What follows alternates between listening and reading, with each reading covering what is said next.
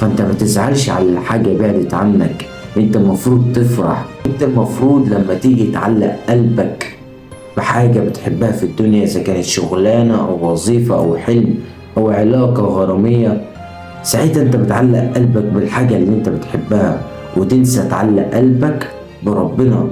وربنا علشان بيحبنا وبيغير علينا هيبعد عنك الحاجة اللي انت بتحبها، علشان انت علقت قلبك بالحاجة اللي انت بتحبها ونسيت تعلق قلبك بربنا. فانت ما تحترش كتير، انت حبيت حاجة ولا بتتمنى حاجة من ربنا، سلم امرك لربنا وارمي حلمك وحملك لربنا، وربنا هيكبر بخاطرك وعمره ما هيكسر بخاطرك، وهيديك وهيرزقك بحاجات انت عمرك ما كنت تتخيلها.